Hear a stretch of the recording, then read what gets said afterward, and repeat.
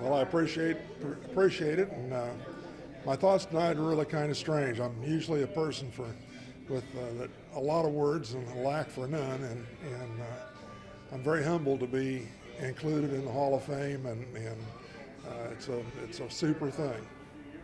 Looking back on your playing career, did you ever think that something like this would happen? Absolutely not. I was very fortunate to play ball in high school for John Spainhour and Darrell Danner and Jack Ward. And I was even more fortunate to be able to go to the University of Kansas and play college ball. And never once dreamed that anything would come like this. But back in 1973, I moved back to Kirksville, and in '85 started to teach. And Coach Jerry Meyer asked me if I would help coach the Tigers, and that was really a wonderful experience. Awesome. And what do you sort of feel like has been one of the biggest things you've learned through your career here? Well, I think probably the biggest thing is what athletics can mean to an individual and to a family and to the world, actually.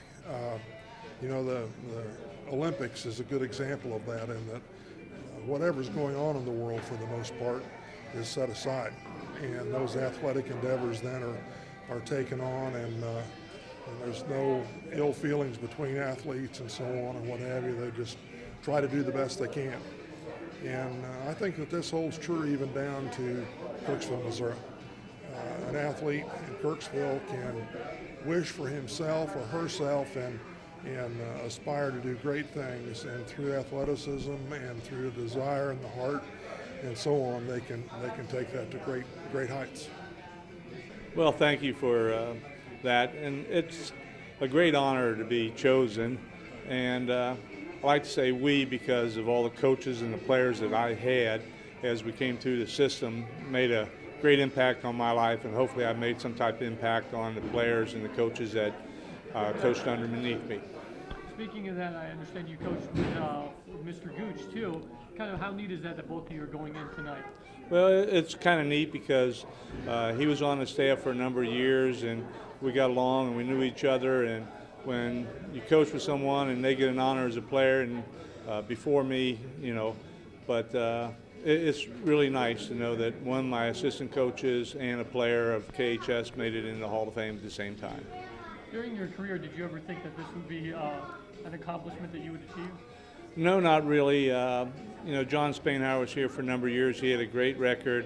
I came in for 11, 12 years. I had a fair record. I had some decent teams, but it doesn't go through your mind that an honor like this would come to you. But I'm just proud that they select me, and hopefully I can represent the Orange and Black Foundation in a positive way. Awesome. Anything you want to add, Mr. Mike? What's that? Anything you want to add?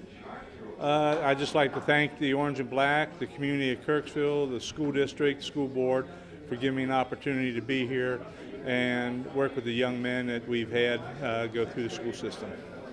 Well, you're right, Omar. It is the second class going in this year. The 1900 team was the first team that Kirksville High School had. They had 14 guys that actually came out for the team, and Bert Sees was elected the captain. And went uptown and was able to find 14 sweaters that matched, and they were orange and black, and that's how the Tigers became the Tigers. And tell me a little bit about the premise behind it, Mike. You said you guys kind of wanted to get together and do a little better, and that's why the Orange and Black Foundation kind of came about. Exactly. The foundation kind of came together from some parents and business people who had like-minded ideas, and how can we really support this program and take it to another level and give the kids the very best experience that they can have. So we got together and started working on fundraising ideas, and we thought one of the ways that we could do that was also honor the history of the program, as we've had 113 years of football, and there's been some great teams that have come through, some great individuals, and it's important for the young kids as they come through the program to recognize those high-quality teams and high-quality student athletes that played for Kirksville. And this kind of allows them to do that, to remember the history of the program. Certainly, and we want to promote that as much as we can. We did that this year with the new memorial entryway to kind of honor some of those all-state players, coaches, and great teams. And we're also doing that through some programs and some other work. And so we're thinking that the more we promote, the more it kind of sinks in over time and becomes a fabric of our program. Hey, Mike, can you recall for me the guys who were inducted into the first class last year? Exactly. Yeah, the first class last year was a great class. We had John and Thelma Spainhour. John was the winningest coach that Kirksville High School's had. He had 20 years of coaching and several conference championships through the 50s especially. It was a high point.